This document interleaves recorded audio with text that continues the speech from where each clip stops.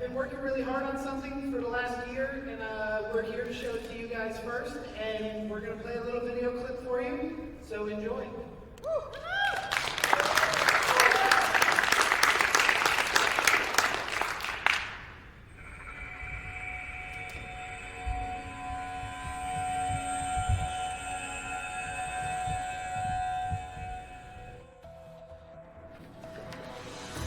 Hello, Mad Monster. My name is Tom Devlin. I'm a makeup effects artist for 23 years now. I also own and operate Tom Devlin's Monster Museum. I've been coming to the Mad Monster Party for years now, and I love meeting everybody from the celebrities to the fans and all of the vendors. This has been one of the coolest journeys I've ever taken, and I just wanted to share it with you guys first. I have directed my first horror film. It is called Teddy Told Me To. It revolves around a haunted house and a killer in a mask. I mean, this movie is not original, it's not groundbreaking, but what it is a hell of a good time. I wanted to make a film that was fun, like those movies you would watch on Halloween night or late sleepovers during the summer, like a bunch of friends get together and pull out a movie and you're just grossed out by the gore and cheering for the heroes. And this is that film. This is one of those movies that is a roller coaster of fun. It's a horror film, but it is definitely a good time. I hope you guys enjoy this first peek at what we did and the amount of people that came out to make this possible. I can't thank them all enough, but right now we're gonna show you guys the first glimpse. Enjoy.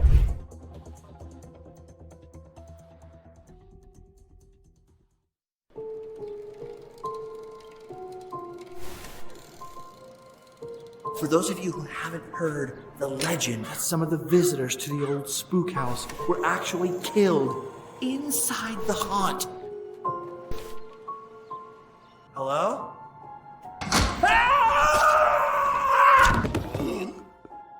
You don't think it's real, do you? Doesn't matter? We're gonna be buying this place. I don't want us to be next. Well, in that case, it's not real. His name was Teddy. I knew I had to come up here, check it out for myself. Set you guys up with the most killer security camera system in the world. So, will the real Teddy come back to kill more people? People in this town already know the Teddy story. Man, I thought you were a customer. This just adds a little personal flair to the scare. How dare you open this? Welcome to the Fright Zone! I'm putting an end to this now! It's not part of the show.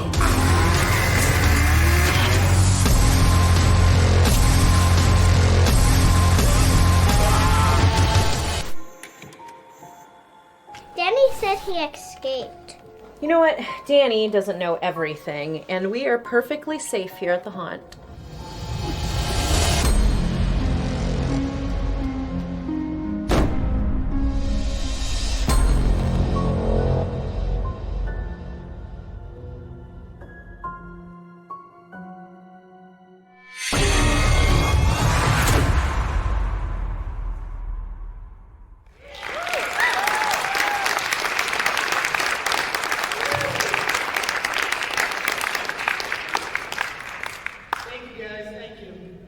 So I have a whole slew of the cast and crew here, and I'm going to bring them up and share my panel with them because really we're here to talk about Teddy, not me. So everybody that wants to come up and grab a chair, and if there's not a chair, just stand behind or whatever. Come on up. I'll introduce them. This is Lily Devlin. She's one of the stars. She plays Lil Antoine. This is Devlin. She plays Daphne's Teddy. We have Tamara Cole. She is our Zoe character.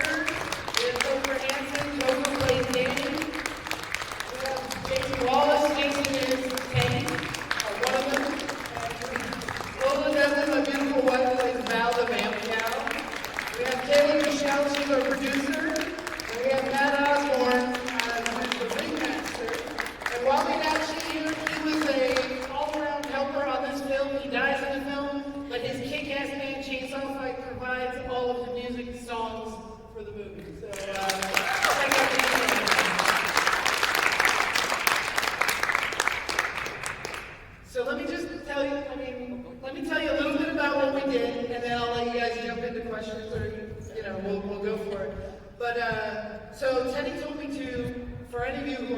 not familiar, I was on a reality face-off show called Face-Off. It was like a reality makeup effects show. 11 years ago, I created this character, and ever since, at every convention, I've been asked, when are you going to make a movie? Well, I did it. So, here we are. And it's my directorial debut. I've never directed a film before. So that kind of leads into my first question. After you've been in the movie industry now, doing effects, makeup, and effects on films going back almost 20 years now, what was that like stepping in to direct for your very first time? Well, there's an interesting thing because as a person, I am heavily a control freak, which I'm aware of.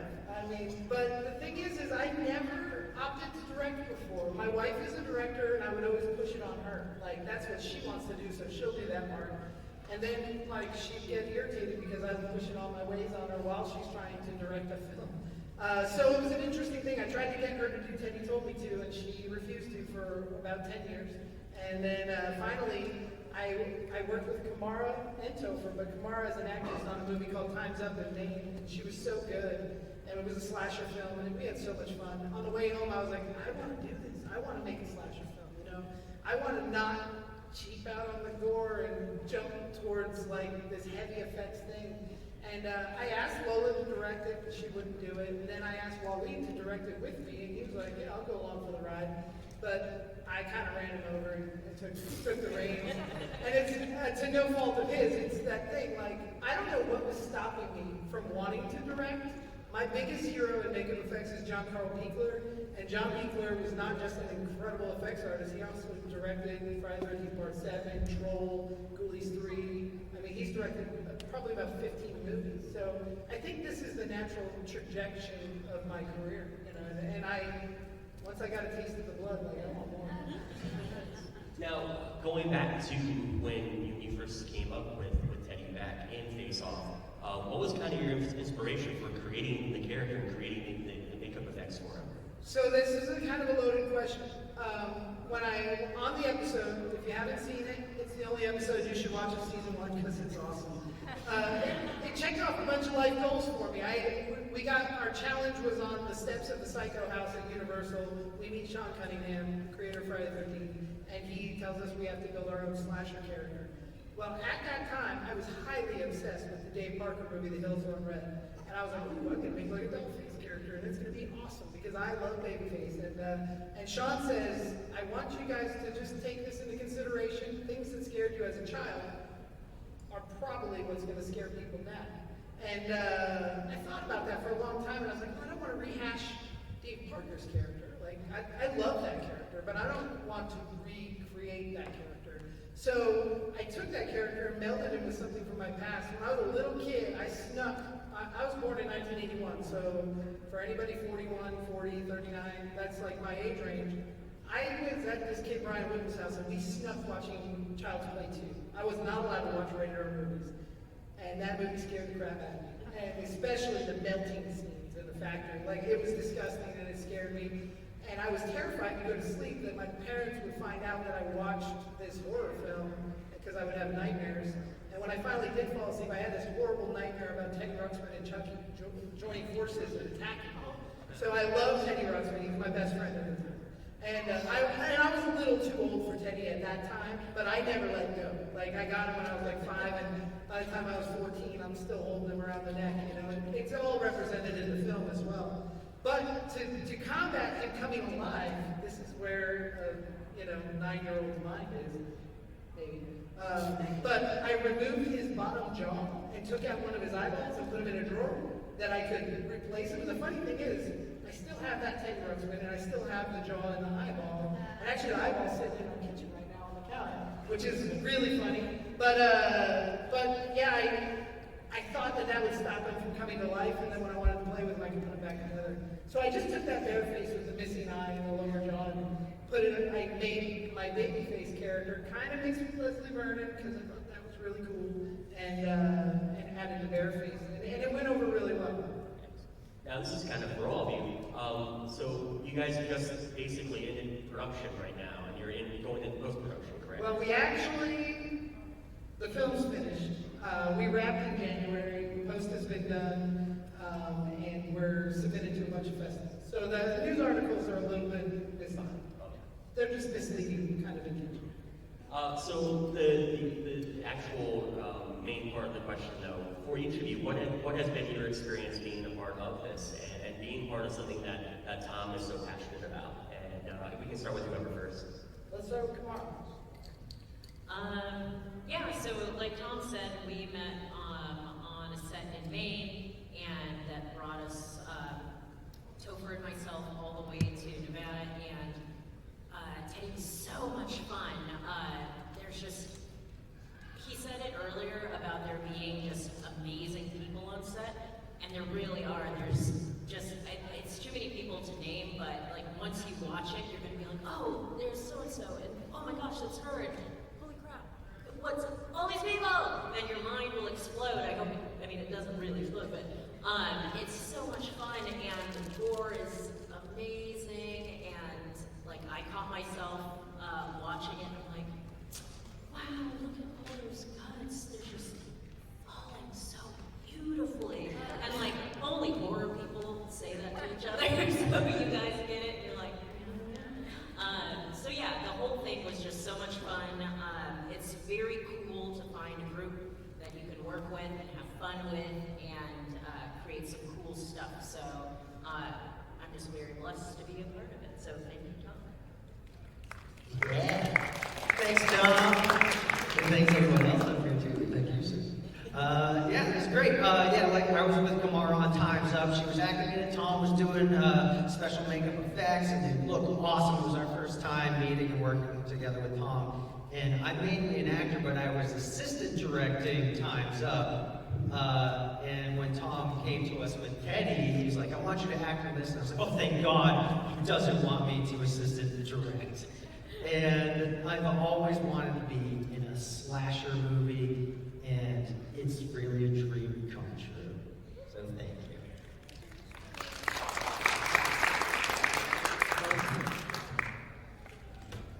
Hey, what's going on, everybody? Well, first off, thank you, Tom. This is a dream come true for me. I mean, I shouldn't even be up here. I'm a fan. I should be sitting down there with you guys. But here I am. So, all I can say is find the right people, follow your passion, and just go for it. Thank you very much. It's just an amazing cast. Thank you. So Kamara kind of touched on it. There's a bunch of people in this. One of the coolest parts for me, I'm just going to answer this question as well. The coolest part of me working on this movie, that was the first time Tom Devlin directed, is Tom Devlin works with a lot of people. And because of that, I was able to call in a lot of favors. And we have some awesome, we have Melissa Rose, C.J. Graham, Warrington Gillette, Lisa Wilcox, Trent Hagan, I know I'm probably missing, we got Papa Shango, and there's just a lot of cameos, people that just showed up and donated their time to make this process so fun. And as a first-time director, I'm like, holy crap, I'm like directing Jason Voorhees to hand over the reins to our slasher. This is pretty cool. But Lily, what was it like working with your dad as a director? Just give me that line. Just say it. Lily is a little bit shy on stage right now, but she has this line in the movie that's hysterical, and she was not. She doesn't think it's funny, but it gets a lot of laughs. All right, we're gonna go to Lola, my beautiful wife. What was it like working with your husband? You know, it was awesome because Tom's produced 4 movies that I directed, and he is a control freak, and he does try and force his way on me. So to watch him get to actually make all the choices without pissing me off was really fun. Hey Cooper, what was it like, bud? What was it like working on set and making a movie with famous people like Melissa Rose? Fun. Oh, cool. Yeah. Matt Osborne, here you go. This one is. No, it's back to this one. Tom said he wouldn't be my friend anymore if I didn't come to the movie. So that was the main reason I did it. But no, it was great. It was my first time ever doing anything like this.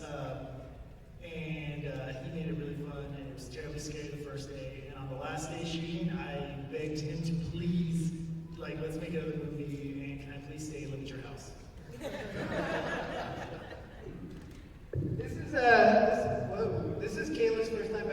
seen any film, and she got thrown into this because she works for me and kind of has to do whatever we tell her to. But tell us about your experience and what you do.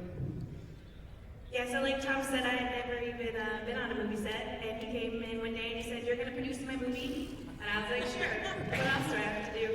So it was awesome. It's so fun to work with Tom, and the whole cast was awesome, and it was just coming to work every day with your friends and having a good time, and at the end, seeing the final movie was just amazing to kind of like think back that like, hey, I helped make that, so it was pretty cool.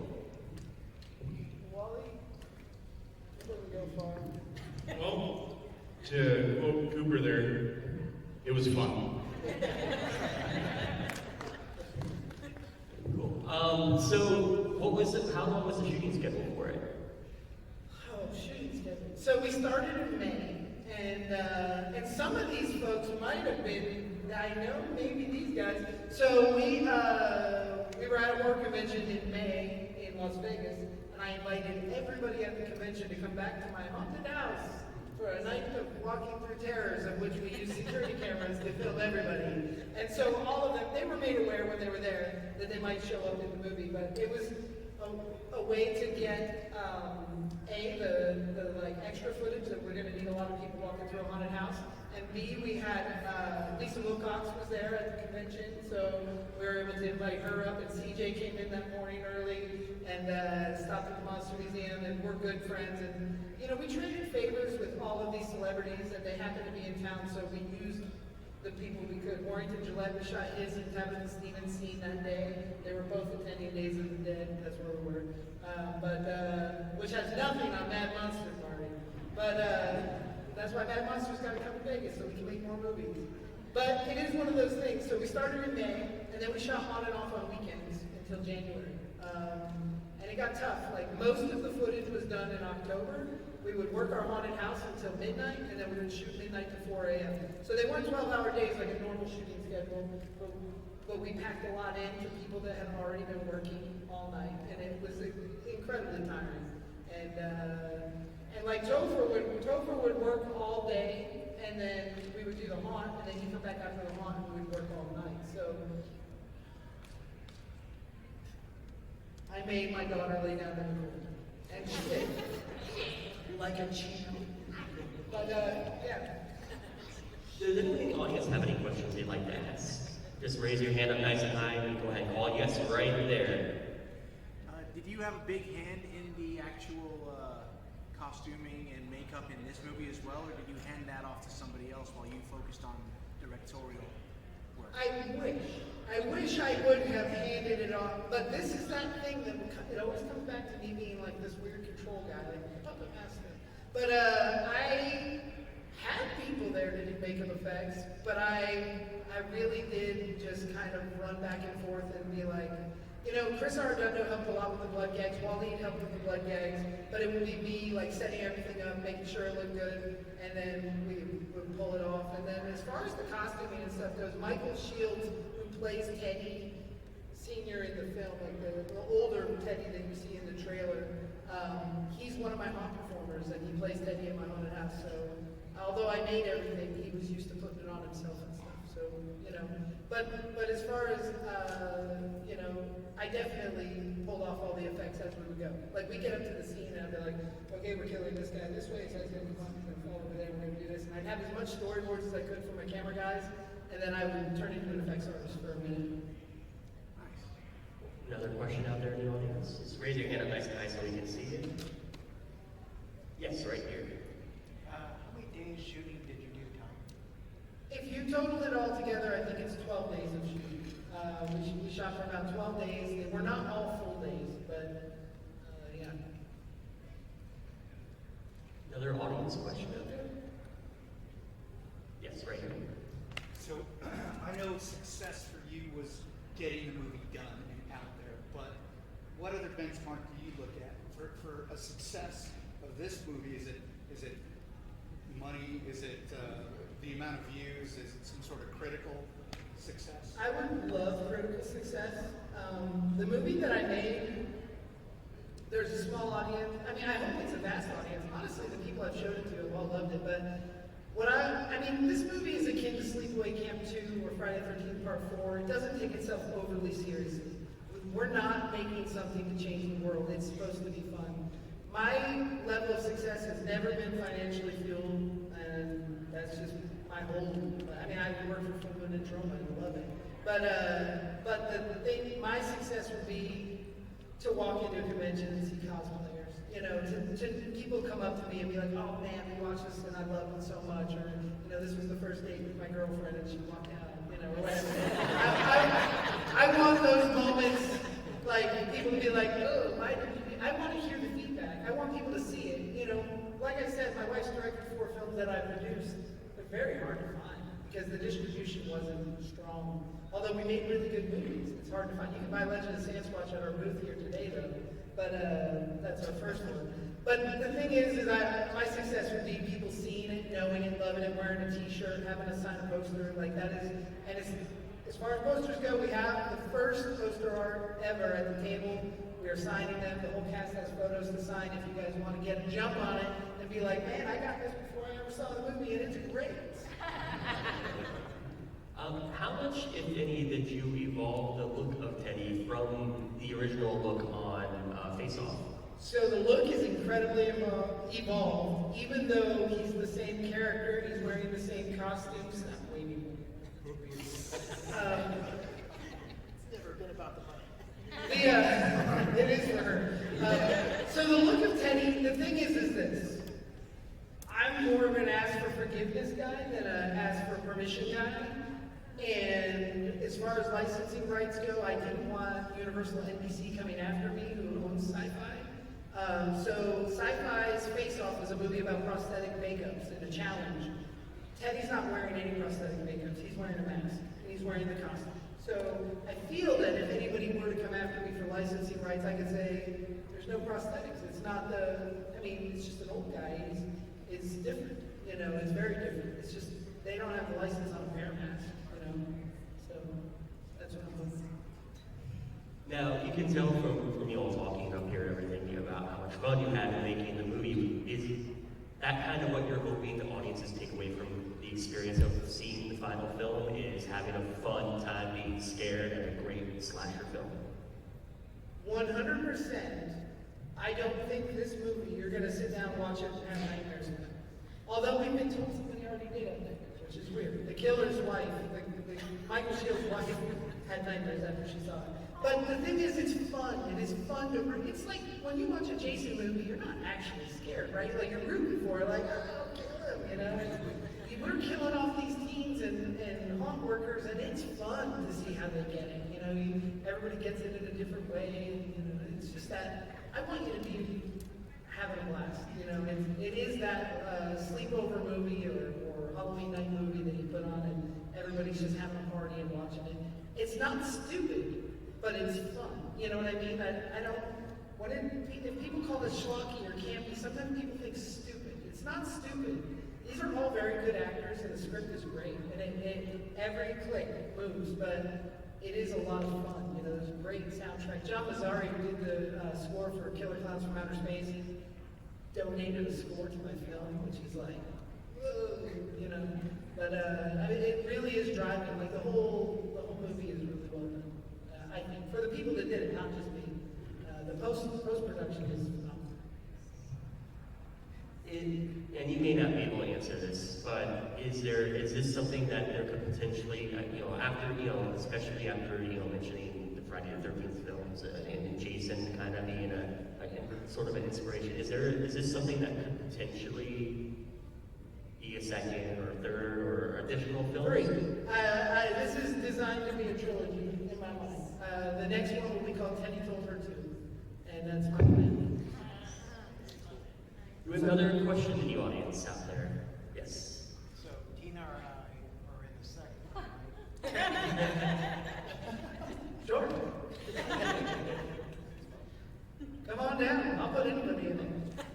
Right. When you started it, did you know it was always going to be a haunted house slasher? 10 years ago, me and my buddy Vince wrote a script that is much more akin to Halloween 5. And we're going to make it in Florida at one point. slasher film.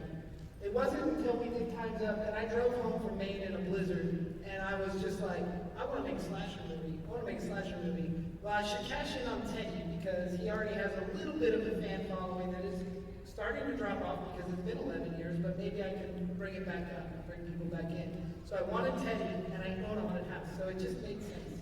You know, I was like, I already have the sets. I don't have to build anything. I don't have to decorate anything. They're there. We own the haunt. So we had free reign of it, didn't have to pay for it. That's really where it all came. And I did know I was going to make a movie before this. I just didn't know what movie I was going to make. Because I had done a deal. My director of photography, Gary, had directed a movie called Die Influencers Die. And if you guys haven't seen it, you should go online and find it. It's really fun. And I did all the, me and Waleed, we did all the effects for free. And that was because I asked him to shoot my first film.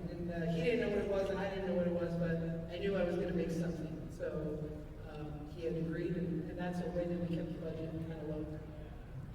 Now, of course, you mentioned that you're signed up for festivals already and everything. Is there a date or a time frame so far for a release date for general audiences? So as far as the festivals go, we'll know like by the 15th if we get into some of the big ones, and then there'll be some cool announcements. As far as general distribution goes, we don't have any idea yet. We haven't signed a deal. We don't have any, the festivals will help us field more distribution offers. We have had a couple people ask to see it already, and they're big players, so that's kind of cool. But that's based on the fact that we have a killer cast of people that everybody in this movie knows somebody who knows somebody who knows somebody. We have time for one or two more audience questions. Anyone out there have a question they'd like to ask, or another question they'd like to ask? Levi. Yes.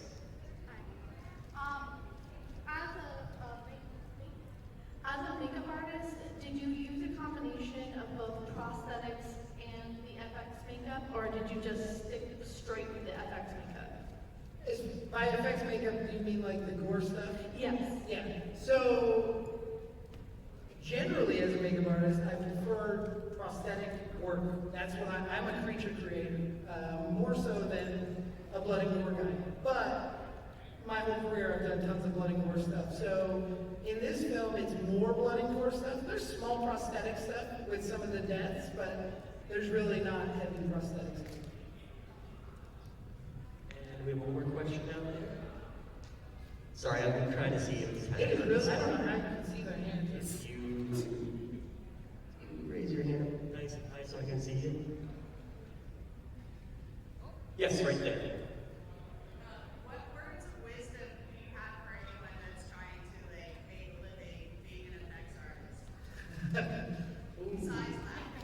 Loaded question. Listen, the only thing I can say, I've taught makeup effects for years and years and years. I've got over 100 graduate students that have gone on into some of them have gone on into the field, some work at Starbucks.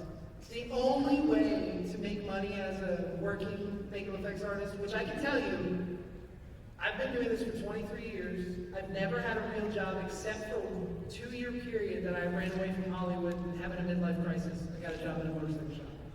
But other than that, from like 2011 to 2013, I have never not made a living doing makeup effects.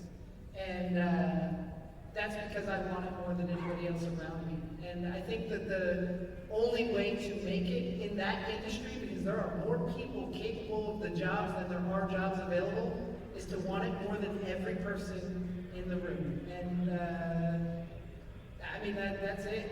I preach this to a million people. There's two types of artists. There's a naturally gifted artist, and there's a learned artist. I myself am a learned artist. This guy right here, he's a naturally gifted artist. He didn't have to like spend years and years and years of practicing sculpture. He just sculpture. And I worked at it my whole damn life, since I was 14. But it doesn't make him a more successful artist than me, because I want it. I want everything more than everyone around me. And that's no offense to the people around me. I'm just a bulldozer, like, trying to check goals off my list. And I think I've worked with every one of my heroes in the whole world, and that's because I wanted it more than the next one. Well, I want to thank you for joining us here this weekend and for giving us an early look at Teddy and Because everything looks absolutely amazing, and for bringing everyone out with you as well too. So a big thank you on behalf of Mad Monster and everyone here today.